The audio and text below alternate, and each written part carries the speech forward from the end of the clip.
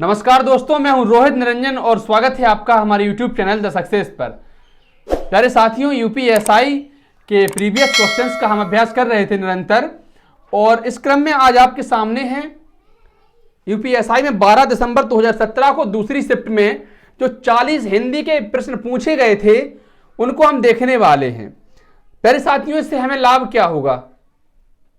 रात गई बात गई वाला सिस्टम नहीं है यहाँ पे। इससे हमको लाभ ये होगा कि जैसे हमें समझ में आ जाएगा कि भाई अलंकार से कितने प्रश्न पूछे जाते हैं और व्याकरण से कैसे प्रश्न बनते हैं, हिंदी साहित्य से कैसे प्रश्न बनते हैं, पुरस्कारों से, रचनाओं से, कहां कहां से प्रश्न बनाने वाला प्रश्न उठाकर रखता है, वो सब हम इस अभ्यास में देखेंगे। तो चलिए शुरू करते हैं। और पहला प्रश्न ये है, और ये प्रश्न हमसे कहता है कि बताइए संसार में सभी तरह के लोग रहते हैं। बिल्कुल सही बात है। कोई उदार तो कोई खाली स्थान, ये खाली स्थान हमको भरना है। कोई धनवान तो कोई फिर खाली स्थान। तो सही विकल्प का चयन कर रिक्त स्थान की पूर्ति कीजिए। संकीर्ण और रंक। अब देखिए, कोई उदार तो कोई, इसका सही होगा अनुदार। अनुदार दो विकल्पों में है, दूसरे में तीसरे में अनुदार। अब दूसरे खाली स्थान में कह रहे हैं कोई धनवान, तो इसका मतलब कोई निर्धन, कोई धनवान होता है, कोई निर्धन होता है। तो अनुदार और निर्धन अर्थात दूसरा विकल्प भाई इसका सही हो जाना है। बोलो हां। चलिए तो फिर दूसरा प्रश्न देखते हैं, और कह रहा है रघुपति राघव राजा राम में कौन सा अलंकार है? एक पंक्ति दी है, रघुपति राघव राजा राम, इसमें कौन सा अलंकार है? श्लेष अलंकार, अनुप्रास अलंकार, रूपक अलंकार या उपमा अलंकार? हमको यह बताना है कौन सा अलंकार है। तो बताइए जल्दी से। इसमें देखिए, अब मैं बताऊं आपको कि रावण की आवृत्ति हुई है, रघुपति राघव राजा राम, इसमें रावण की आवृत्ति हुई है, तो यह अनुप्रास अलंकार होगा। दूसरा विकल्प जो है हमारा सही होगा। तीसरा प्रश्न, ब्राह्मी से किस लिपि की उत्पत्ति हुई है? ब्राह्मी एक लिपि है, और इस बताइए इस लिपि से किस लिपि की उत्पत्ति हुई है? देवनागरी, खरोष्टी, गुरमुखी या कैथी? तो प्यारे साथियों, ब्राह्मी लिपि से देवनागरी लिपि की उत्पत्ति हुई है, और हमारी हिंदी जो है वो देवनागरी लिपि में है। अगला प्रश्न देखिए कि अल्पाहारी शब्द के लिए उचित वाक्यांश छांटिए। अल्पाहारी शब्द के लिए उचित वाक्यांश छांटना है हमको। जो कंदमूल फल खाता हो, क्या वो अल्पाहारी है? जो फल खाता हो, क्या वो अल्पाहारी है? जो कम खाता हो, या फिर जो पकवान खाता हो? तो अल्प मतलब होता है कम, और अल्पाहारी मतलब कम खाने वाला। तो जो कम खाता हो वो सही होगा हमारा तीसरा ऑप्शन। प्रश्न देखिए आगे, जयद्रथ वध किस लेखक या लेखिका की कृति है? जयद्रथ वध जयशंकर प्रसाद, सुमित्रा नंदन पंत, महादेवी वर्मा या मैथिली शरण गुप्त? चार विकल्प हैं, और चार विकल्पों में से हमारा जो सही आंसर होगा आप मेरे भाई, वो होगा मैथिली शरण गुप्त। जयद्रथ वध जो है वो मैथिली शरण गुप्त ने लिखी है।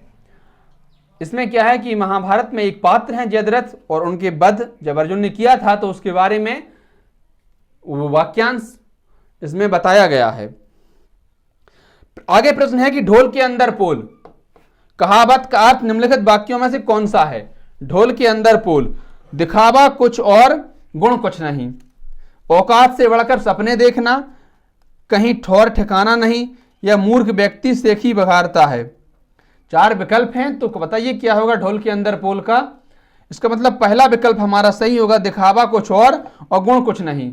बातें बड़ी बड़ी करते थे, अंदर कुछ भी नहीं है।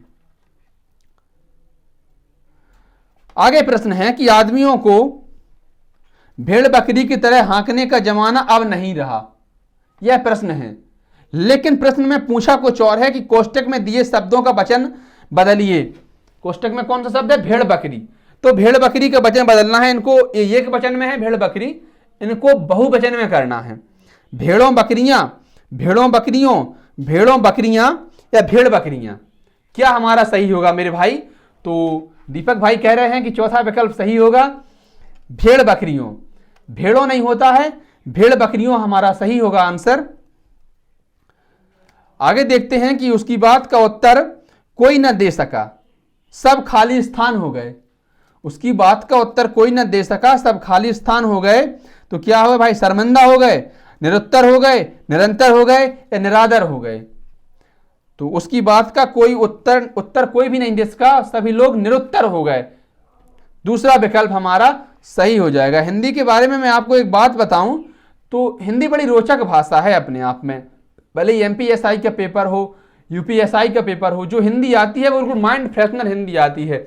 ऐसे ऐसे विकल्प मिलते हैं हमको जिससे मन बिल्कुल खुश हो जाता है, हृदय प्रसन्न हो जाता है। चलिए आगे देखते हैं कि लोग आजीवन टट्टू की तरह जीते रहते हैं। देखिए भाई, लोग आजीवन टट्टू की तरह जीते रहते हैं। अब टट्टू शब्द का बहुवचन बताइए। तो टट्टू, टट्टुए, टट्टुओं या टट्टुएं। तो ये 4 विकल्प हैं। भगवान ना करे कुछ गलत निकल जाए मुंह से। तो इसका सही आंसर होगा तीसरा विकल्प, टट्टुओं। टट्टू शब्द का बहुवचन होगा टट्टुओं। तुम दीपक यार हंसाया मत करो, वैसे ही तो लोग कम देखते हैं अपन को, तुम हंसाओ और देते हो। आगे प्रश्न है मेरे भाई कि निम्न विकल्पों में से सही विकल्प छांटना है। इस प्रकार के भी बहुत 3-4 प्रश्न आते हैं, सही विकल्प छांटना है। 4 वाक्यांश दिए रखे होते हैं और उनमें से कोई ना कोई सब में अशुद्धि होती है, केवल एक सही होता है। इस प्रश्न में है कि जीवन क्षणभंगुर है, व्यर्थ नष्ट ना करें। अब देखिए अगले में, देखिए जीवन क्षणभंगुर है, व्यर्थ नष्ट नहीं करें। जीवन क्षणभंगुर है, व्यर्थ नष्ट ना करें, या जीवन क्षणभंगुर है, व्यर्थ नष्ट ना करें। 4 विकल्प हैं, क्या हमारा सही होगा? तो मेरे भाई इसका जो सही आंसर होगा वो होगा पहला विकल्प, जीवन क्षणभंगुर है, कॉमा व्यर्थ नष्ट ना करें। इसमें कॉमा, अर्धविराम, विराम, इन सब के बारे में भी ध्यान से देखना होता है। अब देखिए 2 में तो क्लियर दिख रहा है, दूसरे और तीसरे में कि जीवन, इसमें लिखा जीवन, जीवन कोई शब्द नहीं होता, जीवन होता। और तीसरे में लिखा क्षणभंगुर, भंगुर नहीं होता मेरे भाई, भंगुर होता है। चौथे में और तीसरे में, माफ करिए, पहले में और चौथे में पढ़ने में लगभग एक सा है, लेकिन अंतर यह है कि यहां छतरी वाला छा है चौथे विकल्प में, और ये पहले विकल्प में क्षत्रिय वाला छा है।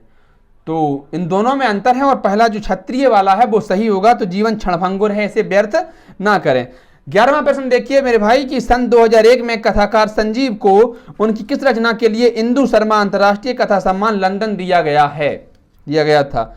जंगल जहां शुरू होता है, ऑपरेशन जोनाकी, 7 समंदर पार, या डायन। तो भाई 2 प्रश्न हैं कि एक तो 2001 में कथाकार संजीव को उनकी किस रचना के लिए इंदु शर्मा अंतर्राष्ट्रीय पुरस्कार मिला था? तो इसका पहला आंसर सही होगा, जंगल जहां शुरू होता है। इसके अलावा ये बात यह भी है कि प्रश्न आ जाएगा कि जंगल जहां शुरू होता है ये किसने लिखा हुआ है। तो आगे प्रश्न है कि 70वें रमाकांत स्मृति कहानी पुरस्कार से किसे सम्मानित किया गया था? इंदिरा डॉगी, चित्रा मुदगल, असगर वजाहत, या मनोज कुमार पांडे। तो भाई इसका सही आंसर जो होगा वो होगा इंदिरा डॉगी, जिनको 70वें रमाकांत स्मृति कहानी पुरस्कार से सम्मानित किया गया था। अगला प्रश्न देखिए कि खटाई में पड़ना मुहावरे का अर्थ क्या है? बहुत कष्ट होना, नुकसान होना, पछतावा होना, या निर्णय ना होना। खटाई में पड़ना, खटाई में पड़ना इसका क्या जो है वो होगा? तो भाई इसका होगा निर्णय ना होना। चौथा विकल्प सही होगा।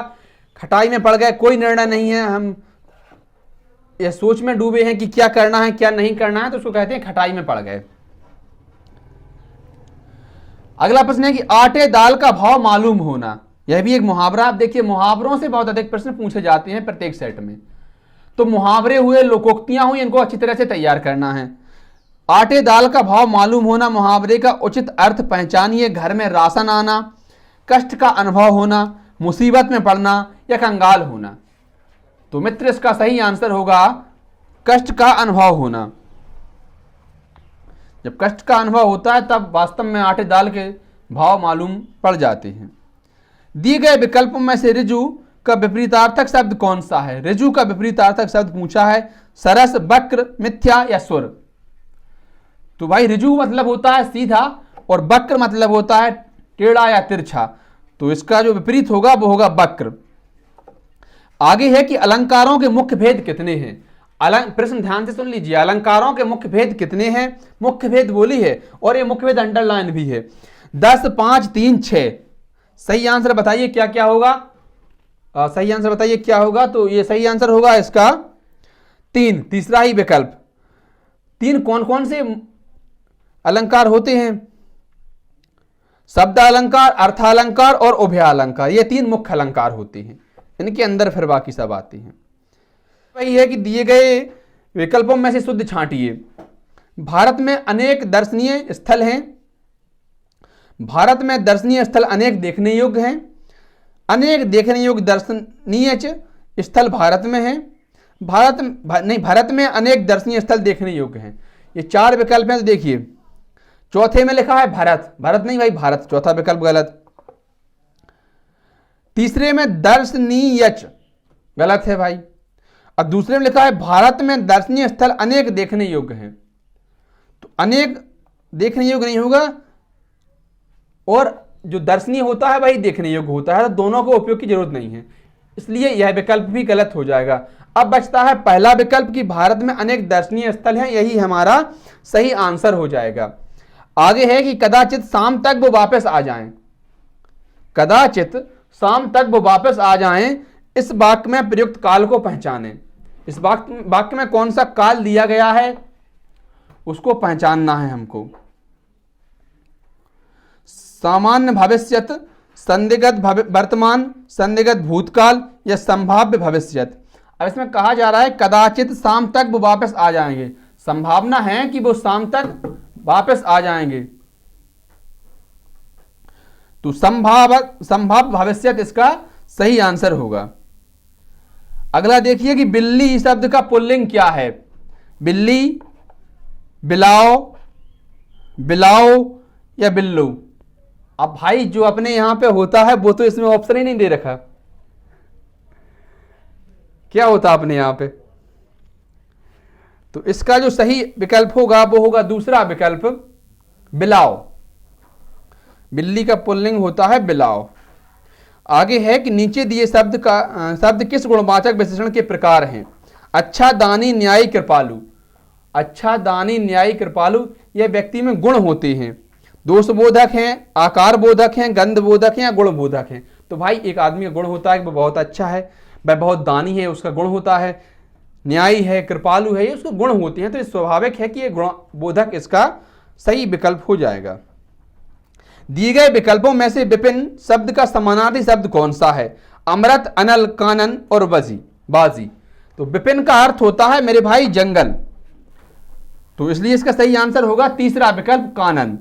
अब अनल जो होता है वो किसका पर्यायवाची होता है वो आप मुझे कमेंट में बताएंगे। अगला प्रश्न है कि यह जीवन क्या है? निर्झर है। इस वाक्यांश में प्रयुक्त अलंकार को पहचानना है। तो उत्प्रेक्षा अलंकार, अतिशयोक्ति अलंकार, व्यतिरेक अलंकार या रूपक अलंकार। यह जीवन क्या है? निर्झर है, तो इसका सही आंसर होगा रूपक अलंकार। आगे देखते हैं कि तेज गर्मी में चलने के कारण वह खाली स्थान हो गया, अचेतन हो गया, निर्जीव हो गया, मृत हो गया या चेतन हो गया। अब देखिए, चेतन हो गया, चेतन मतलब होश में है, अचेतन मतलब बेहोश है। तो आमतौर पर तेज गर्मी में चलने से आदमी बेहोश हो जाता है। अचेतन इसका सही आंसर होगा पहला विकल्प। और निर्जीव लिखा है, मृत लिखा है, तो निर्जीव कैसे हो जाएगा भाई? मृत तो हो सकता है लेकिन अचेतन इसका ज्यादा बेहतर आंसर है। अगला प्रश्न है कि चोरी करके तुमने ऐसा कार्य किया है कि तुम्हें चैन की बंसी बजाना चाहिए। अब प्रश्न के विकल्प पढ़िए और आनंद लीजिए, आपका मन बिल्कुल फ्रेश हो जाएगा। चोरी करके तुमने ऐसा कार्य किया है कि तुम्हें चैन की बंसी बजाना चाहिए, चुल्लू भर पानी में डूब मरना चाहिए, या चादर तान कर सोना चाहिए, या छठी का दूध याद आना चाहिए। तो इसका सही आंसर क्या होगा भाई? इसका सही आंसर होगा कि तुमने चोरी करके ऐसा काम किया है कि तुम्हें चुल्लू भर पानी में डूब मारना चाहिए, ना कि चैन की बंसी बजाना चाहिए या फिर चादर तान कर सोना चाहिए। ये सब गलत हैं। दूसरा विकल्प हमारा सही हो जाएगा। आगे है कि कई दर्शकगण, अब है विशेषण का उदाहरण है। तो कई दर्शकगण एक शब्द दिया हुआ है, किस विशेषण का उदाहरण है? निश्चित संख्यावाचक विशेषण? जी नहीं, ये निश्चित नहीं है। कई बोला गया है, कितने हो सकते हैं? 100 हैं, 200 हैं, 500, 1000 हैं, कोई जानकारी नहीं है। आगे है कि अनिश्चित संख्यावाचक विशेषण, हाँ ये विकल्प सही लग रहा है, अनिश्चित भी है और संख्यावाचक भी है। तीसरा है कि निश्चित परिमाणवाचक, तो परिमाणवाचक तो है नहीं। और चौथा है कि अनिश्चित परिमाणवाचक, तो दूसरा विकल्प हमारा सही होगा, अनिश्चित संख्यावाचक विशेषण। आगे है कि हिंदी भारत की खाली स्थान है, अंतर्राज्यीय भाषा, मूल भाषा, राजभाषा या राष्ट्रभाषा। ऐसा प्रश्न है जिसमें आमतौर पर आते हुए भी गलती हो जाती है और फंस जाते हैं हम, और फंसे कि समझ लो 2.5 अंक गए, और 2.5 अंक गए तो हजारों लोगों में हम पीछे हो गए और नौकरी की उम्मीद हमसे फिर दूर चली जाती है। इसका सही आंसर होगा भाई राजभाषा। हिंदी हमारी राजभाषा है। और एक बात ध्यान रख लें गांठ बांध के कि भारत की कोई आधिकारिक राष्ट्रभाषा नहीं है, राजभाषा जरूर है, राष्ट्रभाषा नहीं है। धन्यवाद प्यारे साथियों, ये कुछ महत्वपूर्ण प्रश्न थे जो यूपीएसआई में पूछे गए थे 12 दिसंबर 2017 को दूसरी पाली में, और जिनका हमने अभ्यास किया। इस अभ्यास में हमने एक चीज जरूर देखी कि 3-4 प्रश्न मुहावरों से आए हैं, 2-3 प्रश्न अलंकारों से आए हैं, 5 से 6 प्रश्न आए हैं जो वाक्य सही करने से लेकर ग्रामर का बहुत अधिक महत्व है। फिर साहित्यिक हिंदी से ही प्रश्न पूछे गए हैं, जो पुरस्कार दिए जाते हैं हिंदी क्षेत्र में उनसे ही प्रश्न पूछे गए हैं। तो इसका मतलब है कि हमें हिंदी में बहुत कुछ लेकर चलना है। और इस अभ्यास के बाद यह भी लगा कि हिंदी में ज़्यादा कठिन भी नहीं आता है, हिंदी एक स्कोरिंग सब्जेक्ट होगी जो कि इसमें हम बहुत अच्छा स्कोर कर सकते हैं और निश्चित ही अपने लक्ष्य के प्रति आगे बढ़ सकते हैं। धन्यवाद प्यारे साथियों, कोई कमी है तो तुरंत हमें कमेंट बॉक्स में बताएं, और अगर आपको वीडियो अच्छा लगा हो तो इसको शेयर जरूर करें, चैनल को सब्सक्राइब करें, वीडियो को लाइक करें। धन्यवाद प्यारे साथियों।